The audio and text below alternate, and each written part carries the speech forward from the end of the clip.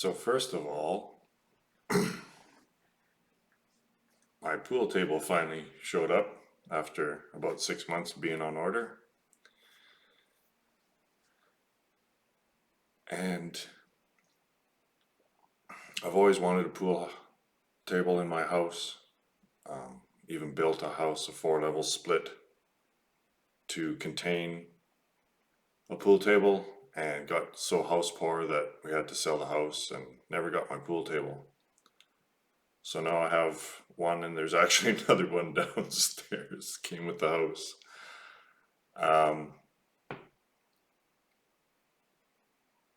So I've always been lower middle class and never really had a plan, never had RSPs or stuff like that.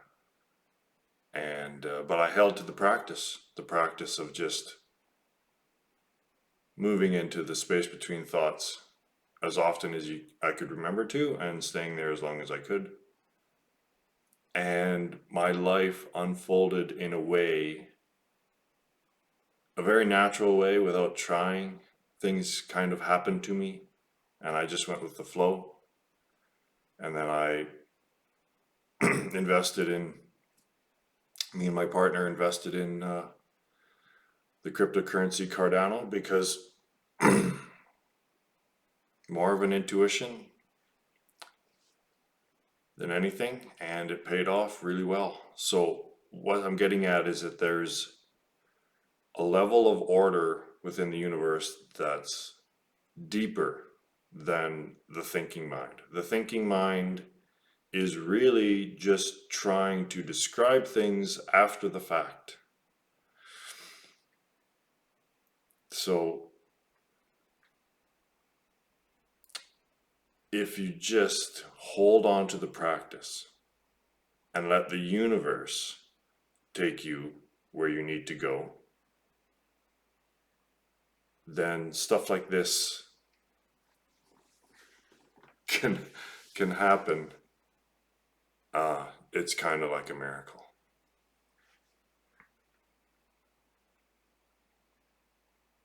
It really is the secret. The secret isn't planning with your mind what's going to happen. The secret is staying in the stillness and observing, because the film is in the can. There's really nothing you can do to change things. But you can just simply observe it. And from that pure observation, it just unfolds naturally on its own without hardly any effort.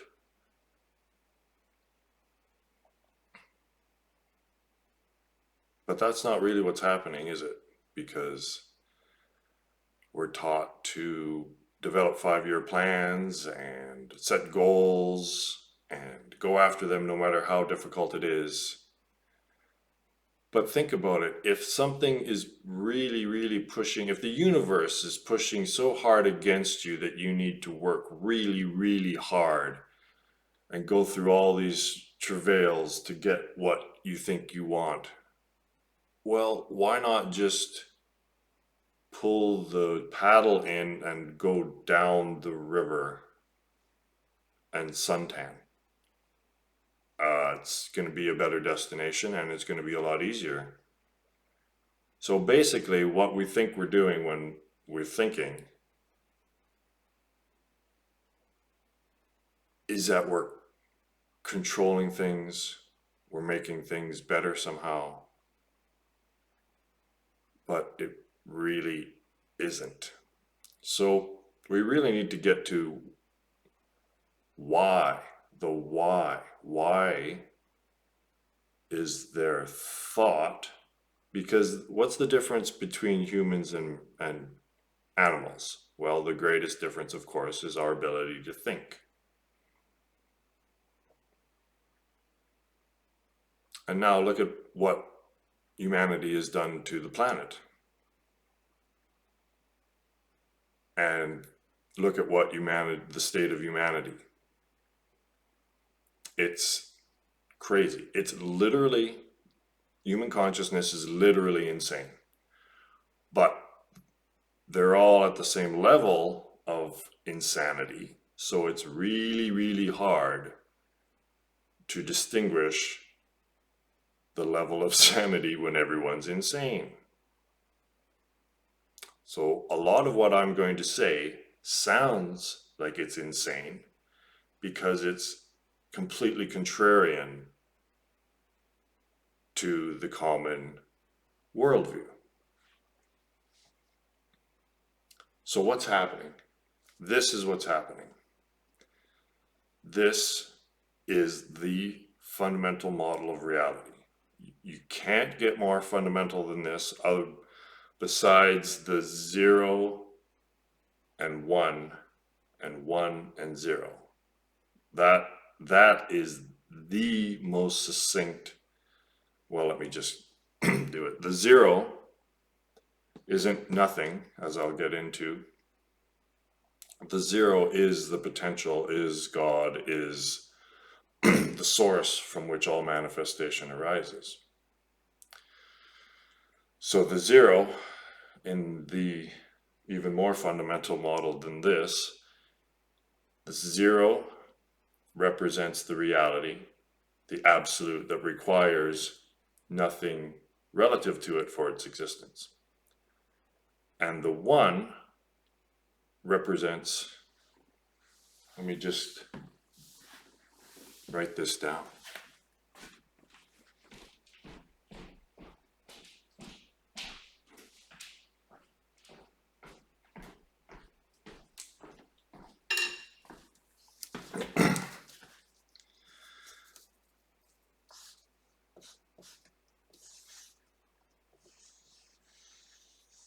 Can't draw circles very well, apparently.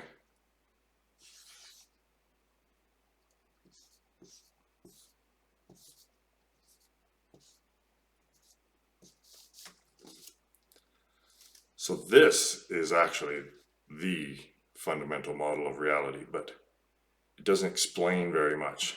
But this, so the analogy is, and another thing is we have to recognize that all thought is metaphor. Science likes to think that it's not, that it's somehow fact, but it's all metaphor. The information is relaying a message. The information itself is not what's trying to get across. The message that contains the information is the important thing. So it's all relating to meaning. So the analogy is that you're looking into a mirror, or you're playing a video game, or you're reading a book. It's all basically the same situation, is that in the mirror image, the 0 is the thing that's looking into the mirror. It's the reality, all right? And the 1 is representing that. So you can look into the mirror and you can say, intuitively, we all have the inherent intuition that that's me, but I am not that. That's me, and I am not that. This is how everything arises. You can't have 1 equals 1 and just say, like non-dualists say, that everything's 1 and we'll just leave it there. Well, there's no room for any type of change or any type of manifestation or anything happening in that model. So this is the model where this all happens. So what happens is, what has happened is that we've taken the image in the mirror, the reflection, to actually be the self. But it isn't. So that's me, right? You're looking in the mirror, that's me. I am not that. And that's the state that human consciousness is in. We know what we are not, but we don't yet know what we are. And this has put us in quite a kerfuffle. So what's happening is that every time the fundamental aspects or workings of reality are described, this always pops out. So this is not based purely on a thought model like mathematics. Basically, mathematics isn't connected. The proof for a mathematical theorem isn't anything to do in the physical world, is it? So how is it valid? So a thought is validating another thought to be correct. So what the fuck good does that do in the physical world? It keeps you busy and it's interesting maybe, but so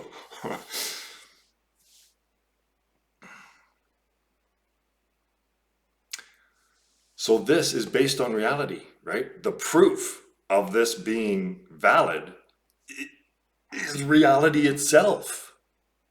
Is it just a coincidence that this triune system just keeps popping up everywhere you look? I just... So this is what's happening. Basically, think of a giant pendulum or a swing. You're sitting on a swing and you want to have an experience. You want to feel something. So you start swinging. And for every up, there's a down. It's very, very simple, right? Like, again, gravity itself is metaphor.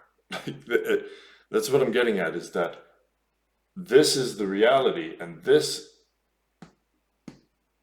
entire physical realm is just one little subset. You see that? In what is God, in what is, the manifestation of all this. And all of thought is just, all of science is here, one little subset of all of this. So what's happening is that this is a huge cycle, right? So we've realized, when I said that we know what we are not, we've come to the realization that we are actually not the physical body. And that is the difference between humans and animals. We've reached, on the evolutionary trek or ladder of self-awareness, we've realized that we're not the body. Whereas animals all take themselves to be the body. And this is why, and this is when thought was introduced into human consciousness, is the moment that we realized, man, I'm not the body. What the heck am I? That's the arising of the I thought. So ever since that happened, the pendulum is swinging back now. That's when the pendulum hit. But what we're trying to do is, the pendulum's swinging back now. And this is the reason, the why everything's becoming, the mad rush for everything to become digitized is everything to become digitized, right? Everything, especially identity. So if we could think of this as a black hole, this is a singularity. What's the best way to do this?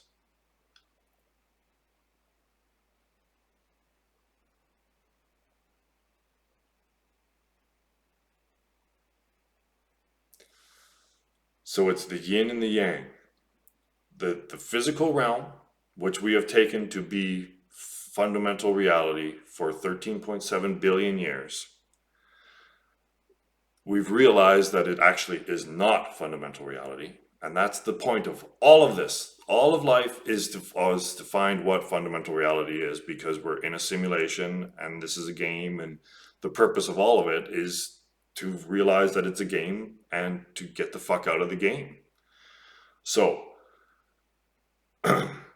we've made progress up until then, but now, and I believe that when consciousness turned into humans, basically, when they realized the collective, Jung was correct, obviously, or at least accurate, in saying that there is a super consciousness, collective super consciousness or unconscious, or whatever you call it.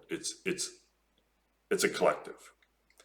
So at that moment, when consciousness realized that it wasn't self, I believe that half, whatever half means when you're talking about all of consciousness, became enlightened and said, oh, well, we realize what we are now. We're the divine, we're the absolute, or I am. And it just went back into source and is chilling as God. But the other half is us. So the other half introduced another realm. And it really is if you're going to talk about this stuff, it has to be in relative terms. So there has to be a division between mind and body. This is what it is, right? When you start, if you want to investigate this, it always comes down to duality, because you can't talk about something if it's just one thing. So the pendulum is swinging back, and when it gets level again, that's going to be the singularity event. And the singularity, and this, can you see how all of this actually fits into what's going on? This model makes predictions, and so the conduit, we're going to say that the thought realm and the physical realm are two distinct realms. All right, they're two distinct realms.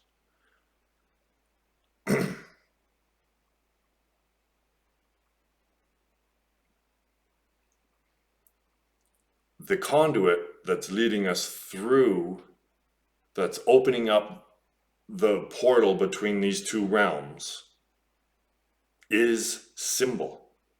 Okay? So the physical realm is three-dimensional.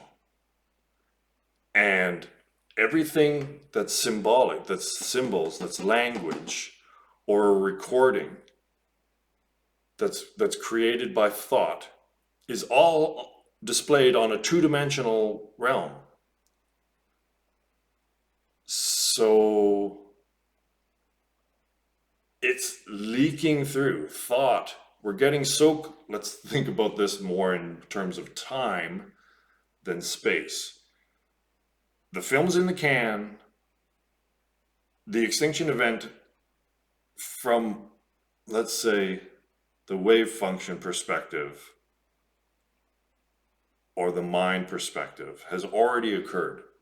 It's already happened out there in time. So the closer that we get to this singularity, a black hole, basically, but it's more like a psychological, psychological black hole. It's not necessarily a physical black hole out in space, but it is a singularity event. And it works very well as a metaphor for this. And again, a physical black hole is just another metaphor, again, for all of this. It's all just...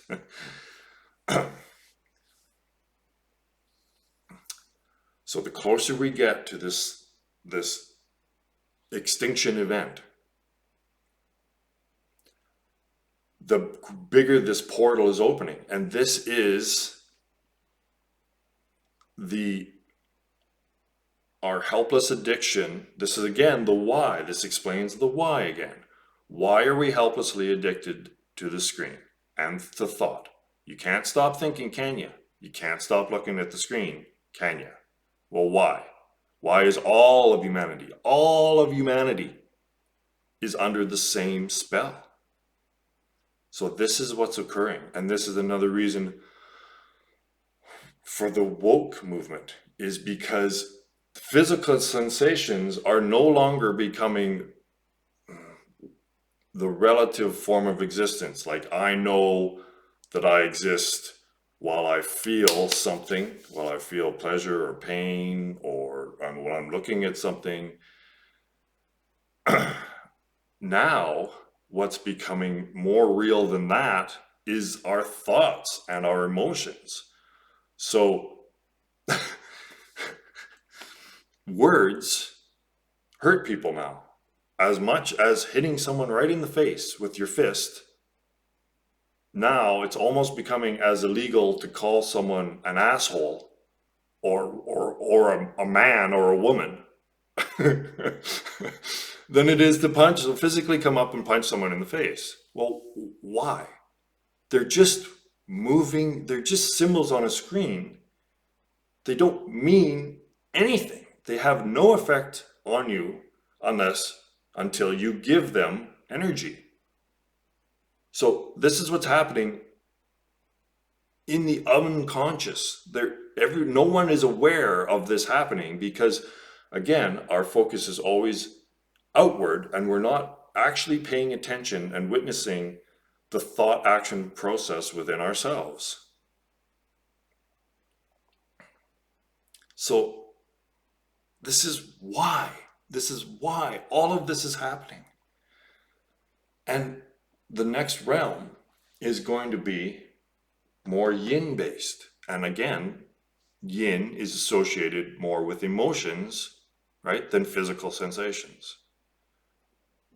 So this is the model, and this is what is occurring, and this is why humanity's going fucking insane. Literally insane, right?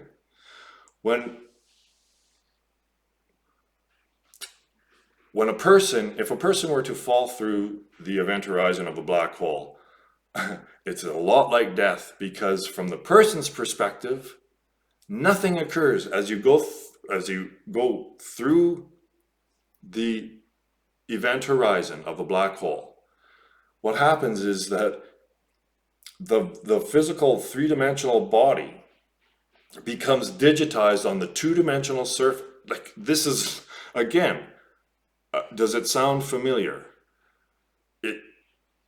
The information of the three-dimensional physical body becomes digitized on the two-dimensional surface of the black hole, and then the black hole expands a little bit. So, but from an outside observer, what happens is that it looks like that person gets frozen in time on the surface. It never goes away, but it just seems to stop. And that's what's happening. It's a perfect metaphor. We are becoming digitized.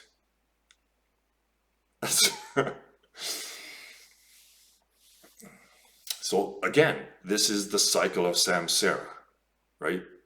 Hinduism had it right off the start because they were the first, and it's just metaphor. And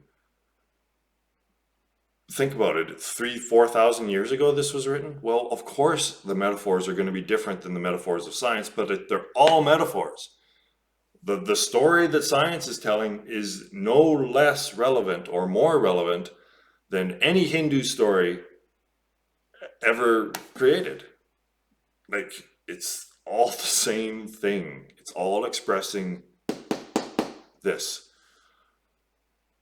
So what's going on with philosophers and scientists and mathematicians is that they're trying to figure this out, basically, by other means, through just this, right?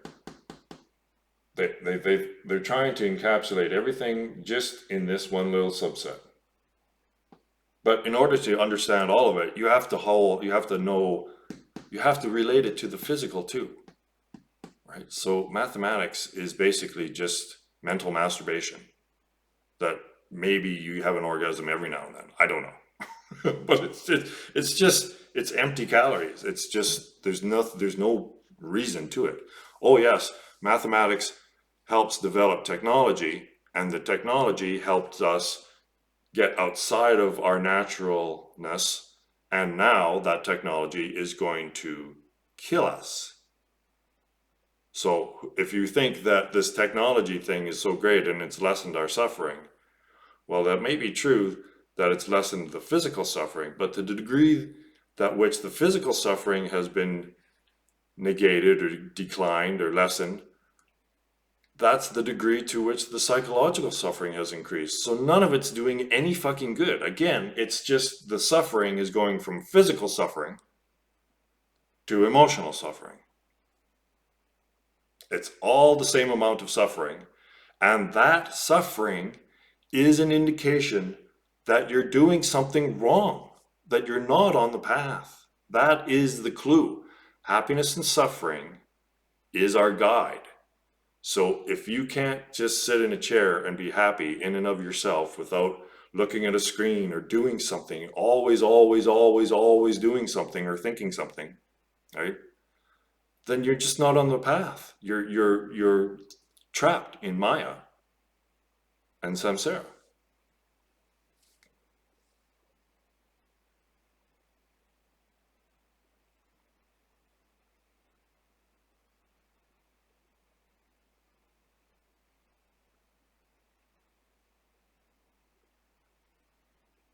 So all the thinkers that are trying to figure everything out, subconsciously, they're all adhering to this outdated model.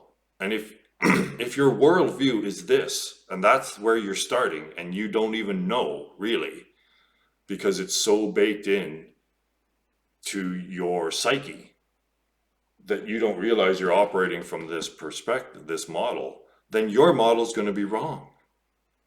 So this model fixes that. So the strict dualistic materialistic model of thing and nothing is modified. So anything, everything, nothing, something. Obviously the thing is the root word, the base on which our model of reality is based. And thing, right, is the connotation is that it's a physical object. A thing is a physical object. So this is the bias. It's all about bias. An observation with a bias creates samsara. Pure observation with no bias at all is just remaining here. And this doesn't pop out if you don't measure anything or name anything or think anything. You just observe. Pure observation, free from thought, completely objective, not putting a spin on anything.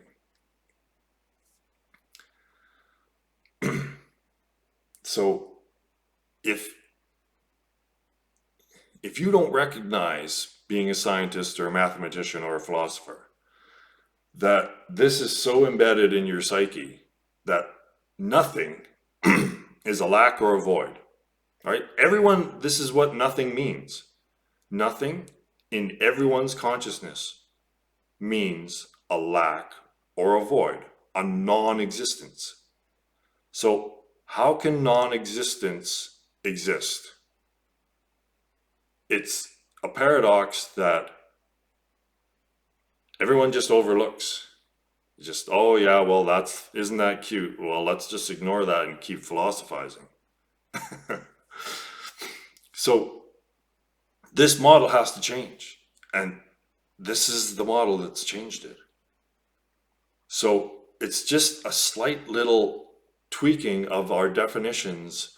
We move our perspective maybe 90 degrees or 180 degrees, and then everything becomes clear, right? So we don't associate the mirror image as the self, right? So what used to be, so the stark dualistic model is that if it's not a thing, it's nothing, right? So why not introduce a non-thing, right? So it's not a thing, it's not a physical object, and yet it can still exist. Imagine that. Not being physical and yet being able to exist. Wow, what a novel idea. Well, that's thought. Thought is the non-thing. So where there used to be just thing, like something, everything, anything on this side, and then just nothing here, right? Just thing and nothing. That's it. It's ridiculous. and that's why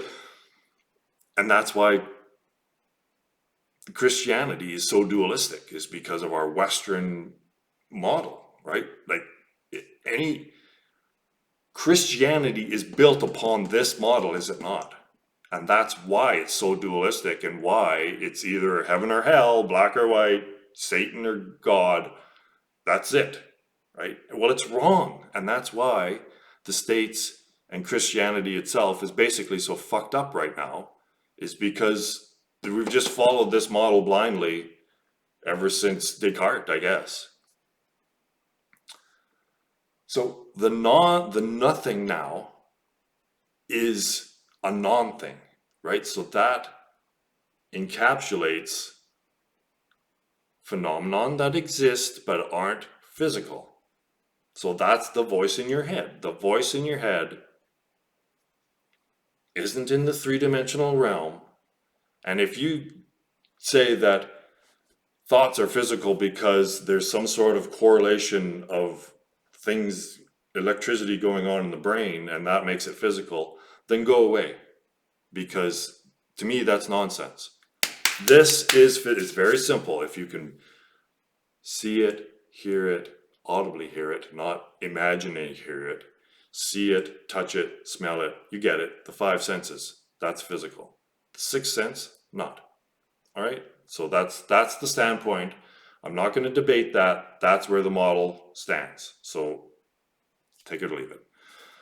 So you've got thing, non-thing, which is thought, because it has to fit into this triune system. This triune system so far has spit out basically the same thing everywhere you look.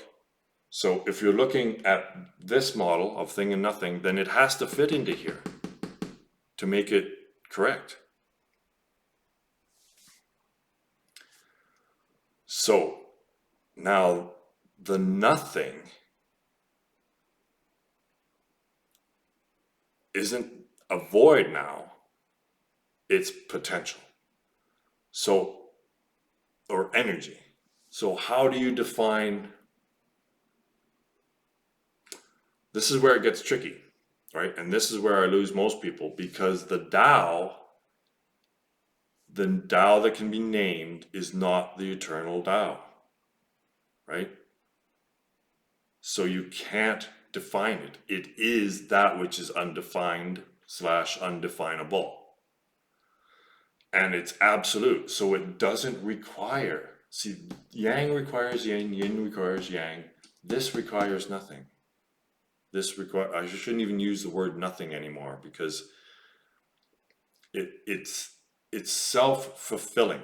That's what this is. And if you engage in the practice, this is what it all boils down to, is that the proof of this is in your experience. So if you do not engage in this, then it'll just be another curiosity, and maybe it's true, maybe it's not, but you'll just, oh, well, that was interesting, and then you'll go along your regular life and just continue on in samsara for maybe another 13.7 billion years. Woohoo! So none of it is real. You get it? The physical realm is just a subset of, this is the cycle of samsara. The pendulum swinging back and forth, back and forth. And now, if you don't want to go on with this, because the next step, I believe that there's a transitory step between here and here. I think that what's going on with the digital realm is kind of a transitory period where what we take to be fundamental reality is swinging from the physical to the thought realm, non-physical, completely non-physical existence. But there has to be a transitory transition period. This is the way Maya works, is that it's always two steps. You can't just jump. There's a little step in between that if you don't notice it, it looks like you just jumped there. But if you stay acutely aware of what's going on in your consciousness, then you can notice this.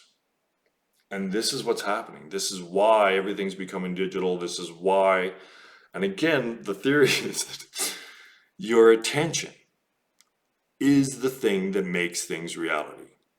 Like it's your attention. Just like the reading of a book makes that story, and it animates it, right? It doesn't make it come alive, it just animates it. So this is all that.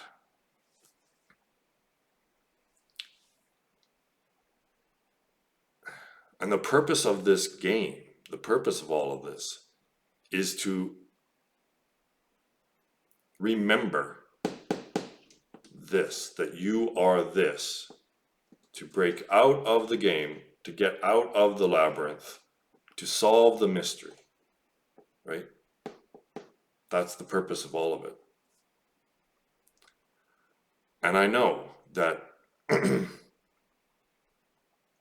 well, if you're not thinking, and if there's nothing, nothing there, right? So again, do you see how we're so mired in the nothing word? There's no such thing as non-existence.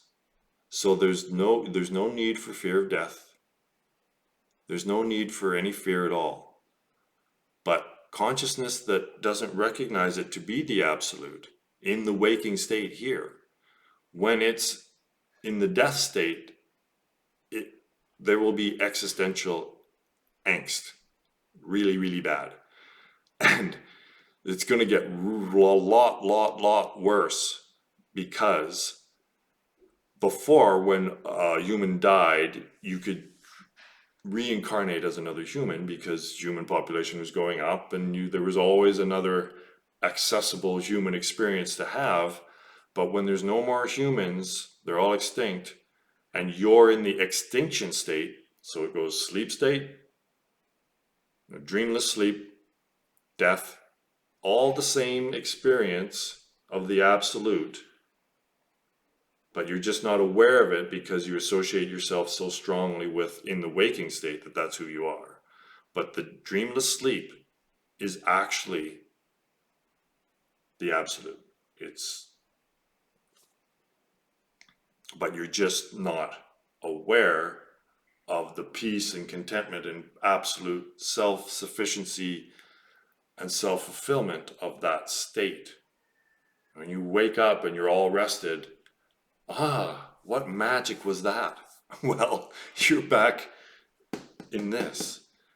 But then the death state is a relatively longer transition period between the next cycle of samsara. And then the extinction state, when there's no more human experience to happen, and you have no idea of any of this, you can't find the thought-free state at all, you're just a normal average human completely addicted to the screen, having no idea that even the thought-free state even exists. In the extinction state, you will be terrified. It will be hell. Not a physical hell, but an emotional hell. And you will panic and you will rush into whatever is most comfortable and most familiar. And that is why the metaverse and all of this information is trying to get it to the most believable simulation, because the more it seems like the old world, the more likely it is that you will accept it as the new realm. So I don't know about you, but I don't want to think that I'm a computer program, that I'm looking out that camera, taking self to be the software and the hardware. See, it's another perfect analogy, metaphor. Mind, body, spirit, hardware, software, same spirit. You see what's going on? Okay, so if you don't want to keep going on and on and on, and again, the unsubstantial nature of this reality is expressed everywhere you go. The law of diminishing returns, addiction, like all forms of addiction and overconsumption. It's all because we fail to recognize that every single experience in this realm is fundamentally as unsubstantial as playing a video game, or watching a movie, or reading a book, or playing a game. It's all just a game that has, in and of itself, no purpose and no reason.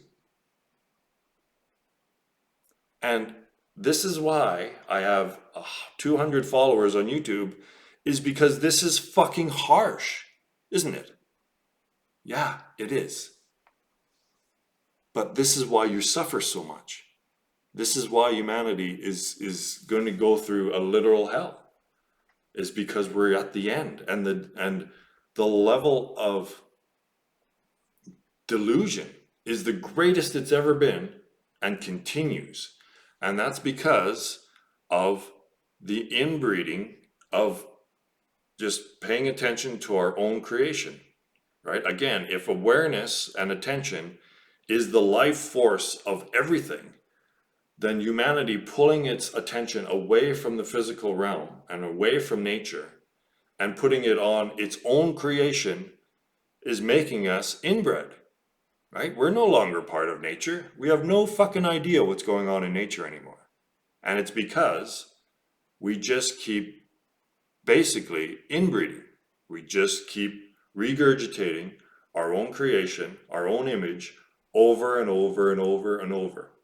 And can you not see how this would lead to, well, what does inbreeding do? It's not a good situation, is it? And this is where we're at. But we're all under the same spell, so we don't recognize it. And we just keep going on and on and on. And soon we will be in a literal hell and dealing with the extinction of the species and possibly all life on Earth. When 450 nuclear power plants lose the ability for people to take care of them, well, if we have a dozen Fukushimas, if we have 5 Chernobyls, is that going to destroy everything? Burn off the atmosphere? There is an extinction event occurring right now, and it's going to happen probably within the next 20 years. So I would suggest getting on this, like actually engaging in it, not just going, oh, well, that was interesting. Let's look for the next interesting thing on YouTube. Because this is a call to engagement. It's up to you.